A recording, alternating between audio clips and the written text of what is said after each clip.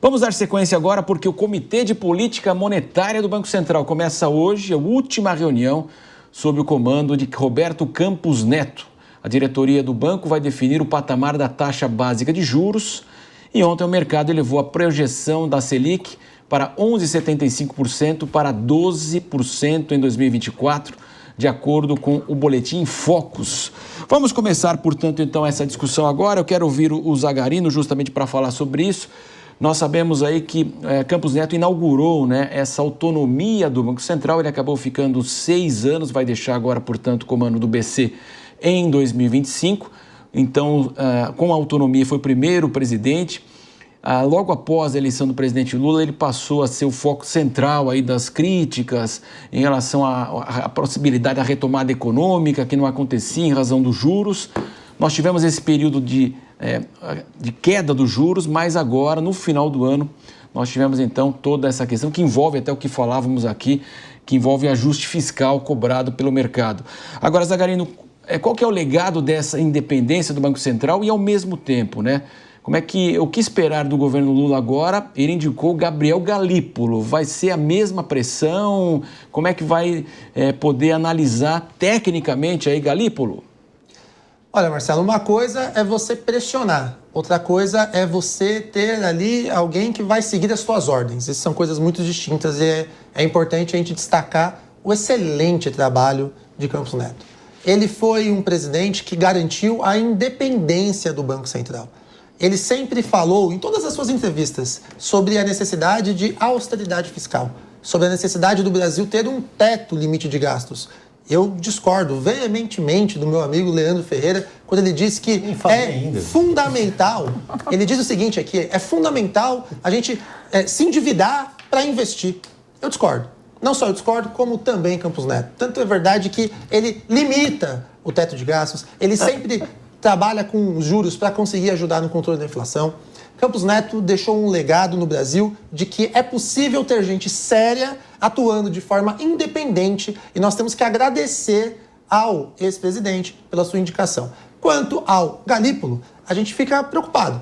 Eu acredito muito no seu potencial, acredito que não está lá à toa, porém seria interessante começar a acompanhar as primeiras medidas, porque ele já vai pegar o país com a necessidade de elevação da taxa de juros. E aí eu gostaria até mesmo da opinião do economista Leandro Ferreira para poder explicar como que a gente consegue controlar uma taxa de juros sem querer que o presidente faça isso na base da canetada. Galípolo vai ter em 2025 um desafio muito grande e, de novo, quem está pagando a conta é o brasileiro, porque a economia, por mais que os dados desse ano o governo federal tenham apontado em crescimento, a gente está pagando na ponta, e na ponta no supermercado, com o nosso poder de compra que está caindo. Então, em relação ao Campos Neto, só parabenizar pelo excelente trabalho, pela fala de austeridade fiscal, pela limitação do teto de gastos, pela independência que ele agiu com seriedade no Banco Central.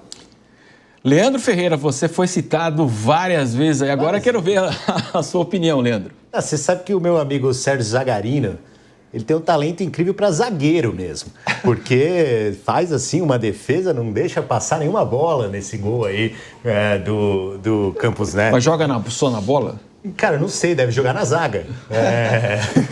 Então, eu fico aqui me perguntando, né, se a gente não deveria olhar, né, não só para o trabalho do Campos Neto à frente do Banco Central, mas também para os indicadores econômicos como um todo. E aí sim entender qual é a movimentação da taxa básica de juros, a Selic, né? A tendência é que ela vai aumentar. Acho até que o Campos Neto deve estar dando piruetas de alegria, porque ele vai, de fato, os dados que são imputados lá no sistema de cálculo do Banco Central, pelas condições do dólar e da recente alta e da alta na expectativa da inflação, né, vão acabar levando a um modelo, né, que isso não se decide só numa reunião, assim como se fosse a bancada do linha de frente. Né, tem um modelo computacional e é a escolha desse modelo que importa para a diretoria do Banco Central ao longo do tempo, não só a cada reunião. Nessa reunião, esse modelo vai apontar para a necessidade de aumentar dentro de um certo parâmetro, né? E aí vão se decidir pelo mais alto nesse parâmetro ou pelo mais baixo. O Campos Neto deve estar dando pirueta de alegria, que a última reunião dele ele vai poder entregar um belo de um aumento para os juros, que são aquilo que faz cair bastante dinheiro no bolso dos banqueiros, né? Porque cada ponto a mais na taxa de juros, né, não significa que o governo deixa de gastar, viu, Zagarino? Não significa, pelo contrário, significa que o governo pode se endividar sem ter que contabilizar isso como gasto primário. Ou seja, se for para pagar juros, ele pode se endividar. E aumentar os juros faz com que, para cada meio ponto percentual, o governo gaste 50 bilhões de reais. Então, aumentar 0,75, a gente está falando um aumento de aí na casa de 70 a 80 bilhões de reais que vai se pagar em juros da dívida. Em juros da dívida, que é dinheiro que vai... Claro, tem o cidadão que entra no Tesouro Direto, coloca os R$2.000 dele, 10 mil, talvez muito mais, como no caso do Zagarino, mas tem também o banco que detém, de fato, o título da dívida pública, inclusive bancos fora do Brasil, né, que são os que verdadeiramente vão lucrar com essa taxa de juros. Vai reduzir a inflação? Vai reduzir a inflação às custas de manter o patamar de emprego, né, tão alto quanto a gente tem visto hoje. Aí o Brasil vai ter que fazer uma discussão sobre se prefere um pouquinho de inflação a mais ou se prefere a população empregada como está hoje. O que eu gostaria de saber, só para até você ter a palavra de volta, é como que a gente vai conseguir corrigir os 80% do nosso PIB, que é o valor da nossa dívida pública hoje. Qual é a solução para isso? Porque não adianta, gente. A gente vem investindo, e a gente não consegue sair, eu não diria mais do fundo do poço. A gente já está deitado, jogado às traças. Não estamos. 80% do nosso PIB é a nossa dívida pública, o valor. Como é que a gente soluciona isso? Olha só, primeira coisa, acabei de falar aqui, cada ponto a mais no PIB resulta em um aumento dessa dívida e não numa redução.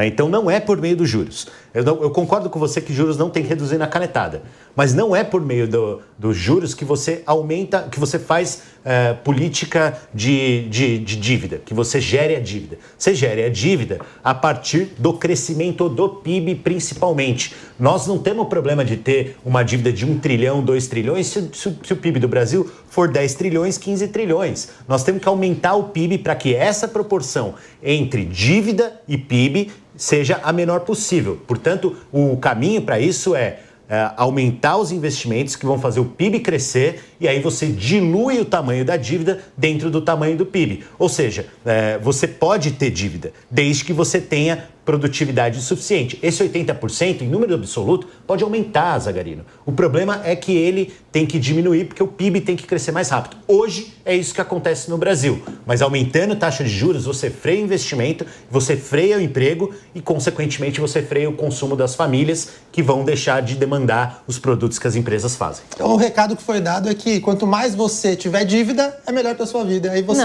leva a entendeu o recado. Gente. Ana Beatriz, então, decifra pra gente, então, toda essa equação que é política, econômica, né? Como disse o Leandro, né? Nós temos aí nos indicadores, o governo sempre, o presidente Lula fala, olha, o desemprego está em baixa, o PIB vai crescer mais uma vez acima do que o próprio mercado imaginava, ao mesmo tempo tem essa cobrança em relação à dívida. Campos Neto lá atrás, pós-pandemia, né, ele fez essa subida aí da taxa Selic antes que os bancos centrais da Inglaterra, dos Estados Unidos, e na prática os seus defensores colocam que foi a decisão certa naquele momento e nós observamos aí toda a inflação norte-americana que foi decisiva, inclusive até para as eleições e com a vitória do Trump. Agora, na sua avaliação, como combinar então a ciência política e econômica em relação aí ao Banco Central, que é um cargo extremamente técnico, né? A gente imagina assim.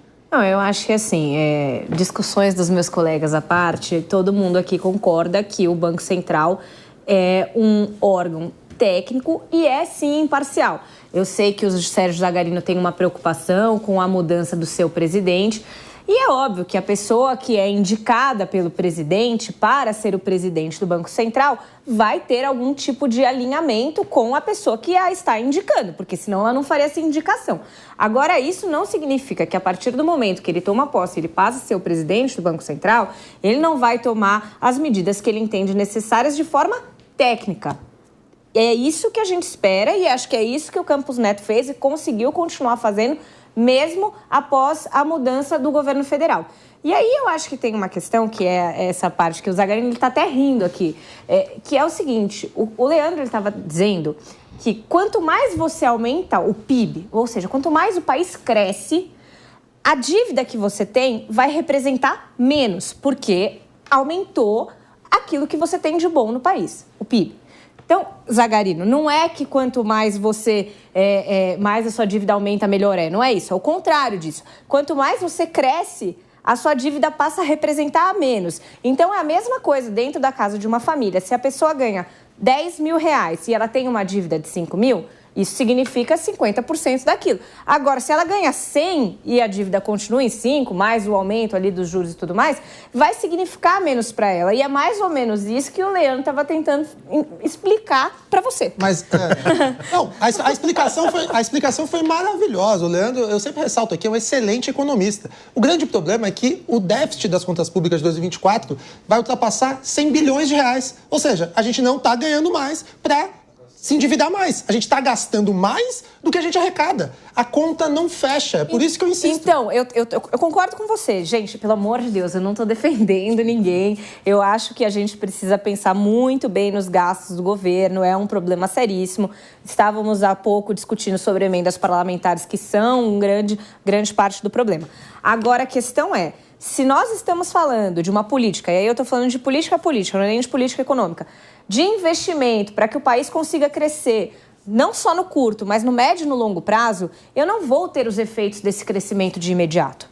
Eu estou pensando no futuro e não só no presente. E aí o Banco Central vai entrar justamente para tentar conter eventuais danos colaterais que essa política econômica de longo prazo pode vir a trazer para o Brasil. Lembrando que temos muitos fatores além de nós nessa discussão. Tem fatores externos extremamente relevantes. Esse monte de guerra, as eleições americanas. Então, tudo isso influencia e é para isso que o Banco Central existe.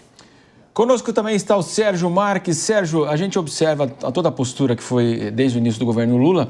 Se não houvesse a autonomia, com certeza Campos Neto seria trocado, né? Isso a gente fica evidente aí pelas críticas, toda a pressão que foi feita. Então, essa autonomia foi importante para que, teoricamente, o Campos Neto pudesse trabalhar de uma maneira técnica. O Galípolo assumindo agora uma indicação do próprio PT, né? E também outros diretores que estão sendo indicados agora pelo governo. Então, eles são pressionados aí a mudar essa curva de alta? Como é que você avalia toda essa situação extremamente polêmica que gerou sempre embates aí nos 2 primeiros anos aí do governo Lula? Prazer tê-lo conosco. Bom, boa tarde a todos. Em relação ao nosso atual presidente do Banco Central, que vai ser substituído em breve, ele, de fato, o Roberto Campos, ele acabou, nesse período que ele ficou, ele acabou controlando muito, né? Ele controlou bastante a economia através das taxas. E hoje, o que acontece é essa nova realidade que nós teremos com o futuro presidente do Banco Central, que é indicado pelo governo Lula. Ele vai sofrer pressões? Evidentemente que ele vai sofrer muitas pressões. Mas o mercado, como é que estará o mercado? Como está hoje? A alta do dólar, os alimentos aumentando, a inflação aumentando. Essas 2 guerras regionais que nós temos no momento, que acabam também subindo determinados valores agregados de determinados produtos.